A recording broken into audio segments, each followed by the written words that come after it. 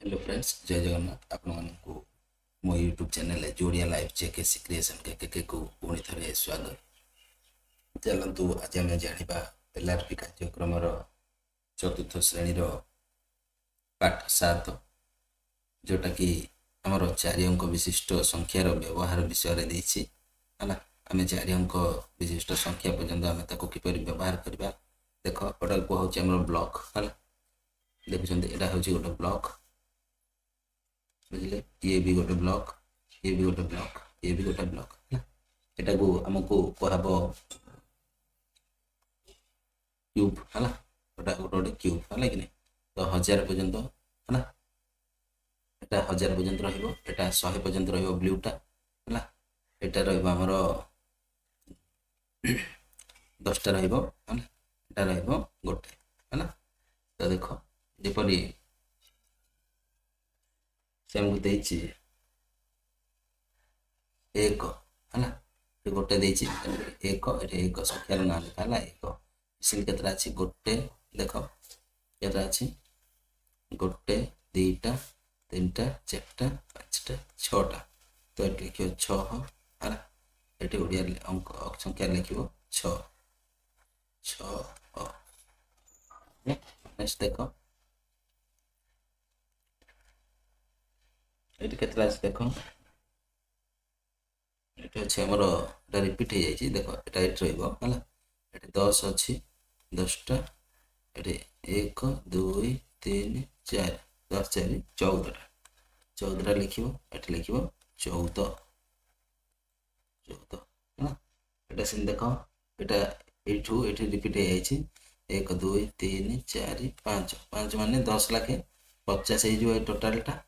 50 51 52 53 54 55। तो 55 लिखिदेव। ये लिखियो सिंधी 55 बुझीगला। नेक्स्ट जीवा ये देख गोटा ब्लू जगह केते लाख कही ना। ब्लू जगह आमर हूँ 100 लाख है।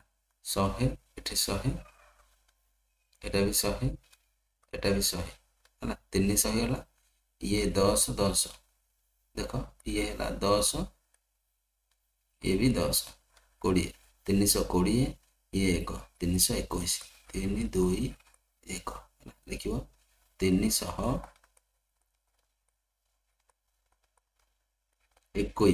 21 सरला। नेक्स्ट जीवा। नेक्स्ट देख ये देला क्यूब रो केतरा देला। देख गोटे दुईटा माने एटा लगे 1000 लगे गोटे गोटे 1000। एटा भी 1000 है। एटा हला 100 केते हला 1000 1000 2000 ये 100 है। 2000 ये 100 2100 है। 2100 ये पुणी 10 10 2100 10 10 20 ये है।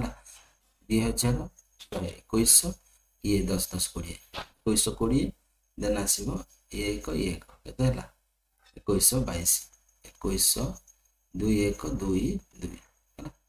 तो ये लिखिदेव 2 1 2 2 है। ता माने एटा लिखिबो 2000 लिखिबो 2000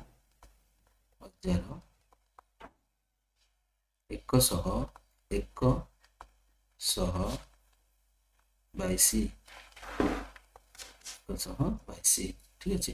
नेक्स्ट देख एटा देख एटा केते लगे 1000 लगे 1000 एटा भी 1000 एटा भी 1000 है। एटा भी 1000 चारटा अच्छी है। 4टा 1000 अच्छी देन 1 अच्छी। तो केते 1000 1000 4टा 1000 मान 4000 1 4000 1 लिखिदेल। लिखिद अक्षर 4000 1 ओके ये लिख ठीक अच्छे। नेक्स्ट आमर जीवा 2 नंबर को देख 2 नंबर देला संख्या गुड़िकर नाम लिख। संख्या गुड़िकर आम नाम लिखा जमी 6 अच्छी 6 लिखले संख्या नाम। एटा 3 रे 4 34 लिख 34 34 है 84 है सॉरी 84 है। देन एटा 96 माने 96 तो लिख 6 90 190 ହେଲା। ତାପରେ ଏଇଟା ଦେଖ 105 ଲେଖିବ 100 105 ଏଇଟା ସେମିତି ଲେଖିବ ଦେଖ 830 ତ ଲେଖିବ 830 830 ହେଲା। ତାପରେ ଦେଖ 30 30 ଏଇଟା ବି 30 ହେଲା। ତାପରେ ଦେଖ ନେକ୍ସଟ 1 10 7 999 ଲେଖିବ 999 ନା ଏଇଟା ଦେଖିଲେ 1000 ଜାଣିପାରୁଛ। ନେକ୍ସଟ ଏଇଟା ଯଦି ଦେଖିବା 1850 ଲେଖିବ 1850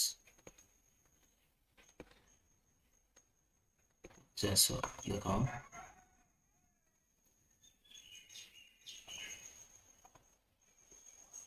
50 ହେଲା।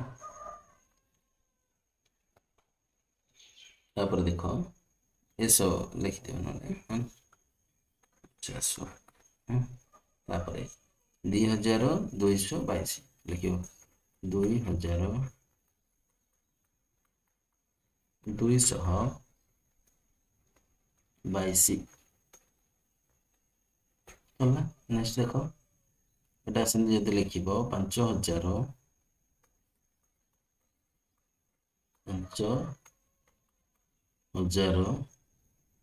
ଷୋହଳ ହେଲା ଏମିତି ଲେଖିଦେବ। ନେକ୍ସଟ 3 ନମ୍ବର ଯିବା। ଦେଖ 3 ନମ୍ବର ଦେଲା ସଂଖ୍ୟା ଗୁଡ଼ିକର ନାମ ଲେଖ।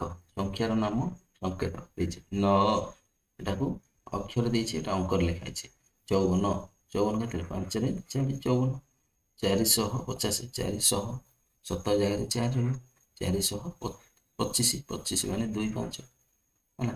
2600 ମାନେ 1000 ଆଇଲା ମାନେ 4 ଟାଙ୍କ ହବ ତ 1000 ଜାଗାରେ 2 ରହିବ 600 ଜାଗାରେ 6 ରହିବ ଆଉ 2ଟା 0 2600 ହେଲା। ନେକ୍ସଟ ଦେଖ 6049 ମାନେ 4 ରେ 9 4 ଟାଙ୍କ ଆମକୁ ଦରକାର 6000 ମାନେ ଏଟା ଗୋଟେ 0 ପକେଇଦବ 6049 ହେଲା। 7002 7000 ଜାଗାରେ 7 ରହିବ ହେଲା। 7002 ମାନେ 1 ଜାଗାରେ 2 ରହିବ ଆଉ ମଝିରେ 2ଟା 0 ହେଲା। 7002 8307 8000 ଜାଗାରେ 8 ରହିବ 300 ଜାଗାରେ 3 ରହିବ 7 1 ଜାଗାରେ ରହିବ ଆଉ ରହିବ ମଝିରେ ଗୋଟେ 0 ହେଲା। ତାପରେ 9040 ବୋଲେ 9000 ଜାଗାରେ ରହିବ 40 ମାନେ 4 ରେ 0 ଆଉ ଗୋଟେ ମଝିରେ 100 ଜାଗାରେ 0 ରହିବ। ସେମିତି 9000 34 ମାନେ 3 4 ହେଲା। ଏମିତି ଲେଖିଦବ ହେଲା। କେତେ ନମ୍ବର ସରିଲା ଆମର ବର୍ତ୍ତମାନ 3 ନମ୍ବର ସରିଯାଇଛି। ନେକ୍ସଟ ଯିବା ଆମେ ଆମର କରିବା ପାଠ 7ର ଆକଳନ ପଦ୍ଧତିକୁ କରିବା। ଠିକ ଅଛି 4 ଅଙ୍କ ବିଶିଷ୍ଟ ସଂଖ୍ୟାର ବ୍ୟବହାର ଆକଳନ ପଦ୍ଧତି କରିବା। ଚାଲ ଦେଖ ଆକଳନ ପାଠ ସଂଖ୍ୟା 7ର ଦେଲା 4 ଅଙ୍କ ବିଶିଷ୍ଟ ସଂଖ୍ୟାର ବ୍ୟବହାର ହେଲା। ତ ଦେଖ ଏଠି ସୂଚନା ଅନୁଯାୟୀ ସଂଖ୍ୟାକୁ ଲେଖ କରିଛି। 1 ଅଙ୍କ ବିଶିଷ୍ଟ ସବୁଠାରୁ ବଡ଼ ସଂଖ୍ୟା କେତେ? ଦେଖ ଦେଇଛି 1 ଅଙ୍କ ବିଶିଷ୍ଟ ସବୁଠାରୁ ବଡ଼ ସଂଖ୍ୟାଟି ଲେଖ। 1 ଅଙ୍କ ବିଶିଷ୍ଟ ଯଦି ଆମେ ବଡ଼ ସଂଖ୍ୟା ଲେଖିବା ତ 1 ଅଙ୍କ ବିଶିଷ୍ଟ ସବୁଠୁ ଆରମ୍ଭ ହେଉଛି କୋଉଠୁ 1 ରୁ ଆରମ୍ଭ ହେଉଛି ତ ସରୁଛି କୋଉଠି 1 ଅଙ୍କିଆ 9ରେ ତ 9 ହେଲା ବଡ଼ ସଂଖ୍ୟା। ତାପରେ ଦେଖ 1 ଅଙ୍କ ବିଶିଷ୍ଟ ସବୁଠୁ ସାନ ସଂଖ୍ୟା କୋଉଠୁ ଷ୍ଟାର୍ଟ ହେଲା 1 ରୁ ଷ୍ଟାର୍ଟ ହେଲା ତ 1 ହେଲା ସାନ ସଂଖ୍ୟା। ତାପରେ ଦେଖ 2 ଅଙ୍କ ବିଶିଷ୍ଟ ସବୁଠୁ ବଡ଼ ସଂଖ୍ୟା 2 ଅଙ୍କ ବିଶିଷ୍ଟ ବଡ଼ ସଂଖ୍ୟା ତା ମାନେ 2 ଅଙ୍କ ସରିବ କୋଉଠି 3 ଅଙ୍କିଆ ଆରମ୍ଭ ହେବ 100ରୁ ହେଲା ତ 99 ହେବ 2 ଅଙ୍କ ବିଶିଷ୍ଟ ବଡ଼ ସଂଖ୍ୟା। ସେମିତି 2 ଅଙ୍କ ବିଶିଷ୍ଟ ସାନ ସଂଖ୍ୟା କୋଉଟା ହେବ ସାନ ସଂଖ୍ୟା ମାନେ ଆରମ୍ଭ ହେଉଛି କୋଉଠି 9 ପରେ 10 ରୁ ଆରମ୍ଭ ହେଉଛି 10 ହେବ ସାନ ସଂଖ୍ୟା ବୁଝିଲା। 3 ଅଙ୍କ ବିଶିଷ୍ଟ ସବୁଠୁ ବଡ଼ ସଂଖ୍ୟା ତିନି ଅଙ୍କ ବିଶିଷ୍ଟ ବଡ଼ ସଂଖ୍ୟା ମାନେ ସରୁଛି କୋଉଟା ମାନେ 4 ଅଙ୍କ ଆରମ୍ଭ ହେଉଛି 1000, ତେଣୁକରି 999 ହେବ 3 ଅଙ୍କ ବିଶିଷ୍ଟ ବଡ଼ ସଂଖ୍ୟା। 4 ଅଙ୍କ ବିଶିଷ୍ଟ ସବୁଠୁ ସାନ ସଂଖ୍ୟା, 4 ଅଙ୍କ ବିଶିଷ୍ଟ ସବୁଠୁ ସାନ ସଂଖ୍ୟା କୋଉଟା ହେବ? 1000। 999 ପରେ 1000 ଆସିବ, ଏଟା 4 ଅଙ୍କିଆ ସବୁଠୁ ସାନ ସଂଖ୍ୟା। ଠିକ ଅଛି। ନେକ୍ସଟ ଦେଖ କିପରି ଲେଖିବା। 5004 କୁ ଅକ୍ଷର ଲେଖିଲେ ତ ଲେଖିବା, ଅକ୍ଷର ଲେଖିବାକୁ ଅଛି ତ ଲେଖିବା ଏମିତି 5004।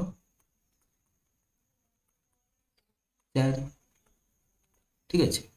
ତାପରେ ଏତିକୁ ଅକ୍ଷର ଲେଖିବାକୁ ଅଛି 3301, ତମେ ଲେଖିବ ସେମିତି ଆଗ 3301। ଏମିତି ଲେଖିଦେବ। ଠିକ ଅଛି। ତାପରେ ଦେଖ 9604 କୁ ଅଙ୍କରେ ଲେଖିବା। ଦେଖ 9400 9404 4 ହେଲା 9404 7000 9007 7600 ହେଲା 69 6 9 69 ହେଲା। ଠିକ ଅଛି। ତାପରେ ଦେଖ ଗ୍ରିଡରେ ଥିବା ଅଙ୍କମାନଙ୍କ ମଧ୍ୟରୁ 4ଟି ଅଙ୍କମାନଙ୍କୁ ଥରେ ବ୍ୟବହାର କରି 3ଟି ସଂଖ୍ୟା ଲେଖିବା। ଠିକ ଅଛି। କ'ଣ କହିଛି? ଗ୍ରିଡରେ ଥିବା ଅଙ୍କମାନଙ୍କ ମଧ୍ୟରୁ 4ଟି ଅଙ୍କମାନଙ୍କୁ ଥରେ ବ୍ୟବହାର କରି 4ଟା ଅଙ୍କକୁ ନେଇକରି ଥରେ ବ୍ୟବହାର କରିବା କରିକି 3ଟି ସଂଖ୍ୟା ଲେଖିବା, ମାନେ 4 ଅଙ୍କିଆ ଲେଖିବା 3ଟା। ଠିକ ଅଛି। ତ ଦେଖ ତ ଗ୍ରିଡରେ ଥିବା ଅଙ୍କମାନଙ୍କ ମଧ୍ୟରୁ 4ଟା ଅଙ୍କକୁ ନେଇକି ଆମେ ଥରେ ବ୍ୟବହାର କରି 3ଟା ଲେଖିବା। ତ ଦେଖ 4 ଅଙ୍କିଆ ଲେଖିବା କି ନାହିଁ? ତ 1 2 3 4 ଗୋଟେ ହେଇପାରିବ 4 ଅଙ୍କିଆ। ତାପରେ 4 5 6 7 ବି ଗୋଟେ ହେଇପାରିବ। ତାପରେ ଆମେ ଲେଖିପାରିବା 7 4 ହେଲା 5 6 ହେଇଗଲା ହେଲା 4 ଅଙ୍କିଆ ଆମେ 3ଟା ସଂଖ୍ୟା ଲେଖିଲେ। ତାପରେ ତମେ ଅଲଗା ଅଲଗା ସଂଖ୍ୟା ବି ନେଇପାରିବ ହେଲା। ବୁଝିପାରିଲ? ନେକ୍ସଟ 4 ନମ୍ବର ଗ୍ରିଡରେ ଥିବା ଅଙ୍କମାନଙ୍କ ମଧ୍ୟରୁ ଅଙ୍କମାନଙ୍କୁ ବ୍ୟବହାର କରି 3ଟି 4 ଅଙ୍କ ବିଶିଷ୍ଟ ସଂଖ୍ୟା ଲେଖ, ଯେପରି 10 ଘରେ 0 ରହିବ। 10 ଘରେ 0 ରହିବ। ଦେଖ ଏମିତି ତମେ କ'ଣ କହିଛି? 3ଟା 4 ଅଙ୍କ ବିଶିଷ୍ଟ ସଂଖ୍ୟା ଦେଖ, ଆଉ 10 ଘରେ 0 ଥିବ। 10 ଘରେ ଦେଖ ସବୁ ଜାଗାରେ ମୁଁ 0 ରଖିଛି, ତମେ ବି ଏମିତି 0 ରଖି କରିବ। 10 ଘରେ 0 ଅଛି ହେଲା। ଏମିତି ଅଙ୍କ ଗଠନ କରିବ। ତ ଇଏ ଥିଲା ଆମର ଆକଳନ ପଦ ପାଠ 7ର। ଠିକ ଅଛି। ଆମେ ନେକ୍ସଟ କ୍ଲାସରେ ଆମେ ପାଠ 8କୁ ଦେଖିବା ହେଲା। ଆଉ ଏମିତିଆ ଯଦି ନୂଆ ନୂଆ ଭିଡ଼ିଓ ଦେଖିବାକୁ ଚାହୁଁଛ ତାହେଲେ ଆମ ଚ୍ୟାନେଲକୁ ଲାଇକ୍ ସେୟାର ଆଉ ସବସ୍କ୍ରାଇବ୍ କରିବାକୁ ଜମାରୁ ଭୁଲିବନି। ରହୁଛି। ଜୟ ଜଗନ୍ନାଥ।